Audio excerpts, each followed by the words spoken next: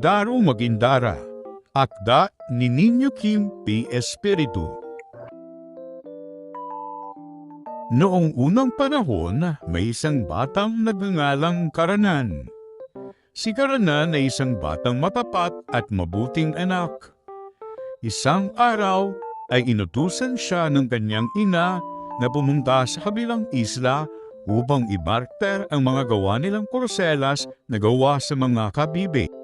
Agad naman na sumunod si Karanan sa utos ng kanyang ina. Gamit ang maliit na balangay ay tinungo ni Karanan ang kabilang isla upang ipagbili ang kanilang gawang porselas. Habang naglalayag si Karanan sa gitna ng dagat ay biglang umalo ng malakas. Nauga ang balangay at nahulog ang mga kabibing porselas.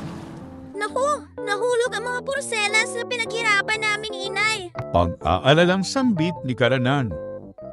Walang ano-ano'y biglang nagliwanag ang tubig kung saan nahulog ang mga porselas. Isang magindara ang dito'y lumutang. Ako nga pala si Daro, isang magindara. Pagpapakilala ng magindara. Manghang-mangha si Karanan sa kanyang nasaksihan. Isang napakakisig na magindara ang sa kanya ay nagpakita. Kinagagala kitang makilala, Daro Magindara. Ako naman si Karanan. Pagpapakilala ni Karanan. Ako pala ay nakatira sa isla at patungo sana ako sa kabilang isla upang ipagpalit ng ibang produkto ang mga gawa naming porselas. Ngunit sa hindi inaasang pagkakataon, ito ay nahulog. Dagdag pa ni Karanan. Hayaan mo at kukunin ko sa ilalim ng dagat ang mga nahulog na porselas upang maibalik sa iyo.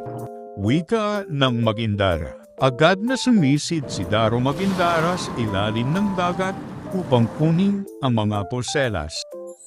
Ito ba ang mga porselas na iyong nahulog?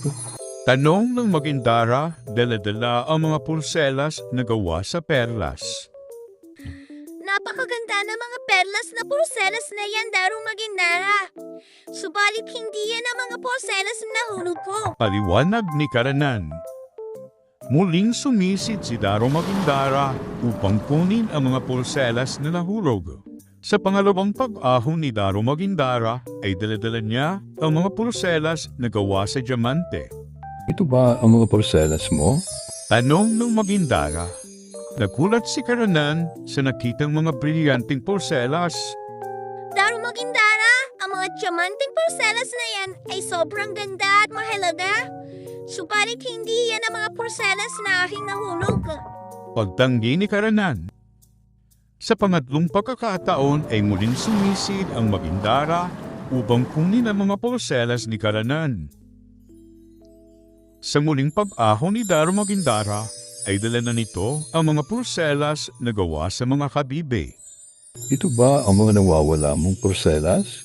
Muling tanong ng magindara. Oo, Daro Magindara. Yan nga ang mga porselas na nahulog ko. Masayang sambit ni Karanan. Masayang-masaya si Karanan na naibalik ang kanyang mga porselas. Maraming salamat, Daro Magindara. Dahil sa iyo, naibalik ang mga porselas ko. Wika ni Karanan. Dahil ikaw ay tapat at dalisay ang iyong hangarin, bilang isang regalo, ang mga porselas na gawa sa perlas at diamante ay aking ibibigay sa iyo. Wika ng magindara. Naku, nakakahiyaman subalit aking tatanggapin ang iyong regalo. Matutuwa nito ang aking inay. Maraming salamat, Daro Magindara. Pagpapasalamat ni Karanan. Sa kabilang isla ay nakasalubong ni Karanan ang kanyang kaibigan na si Balogo. Napakaganda naman ng mga porselas na yan. Kanino mo ba yan nabarter? Tanong ni Balogo. Ang mga porselas na gawa sa mga kabibe ay gawa namin ng aking inay. Ang mga porselas naman na gawa sa perlas at diamante ay regalo ng isang magindara na nakilala ko sa gitna ng dagat nang hindi sinasadyang mahulog ko ang aking mga perlas. Pagkukwento ni Karanan. Dagling tumungo si Balogo sa gitna ng dagat upang puntahan ang magindara. Sadyang hinulog niya ang kanyang paboritong kwintas sa dagat. Oops! Wika ni Balogo.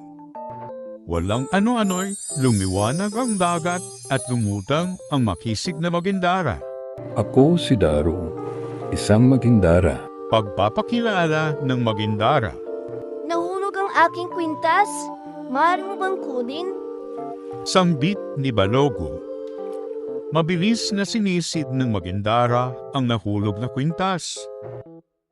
Sa pag-ahon ni Daro Magindara ay dala nito ang kwintas na gawa sa perlas.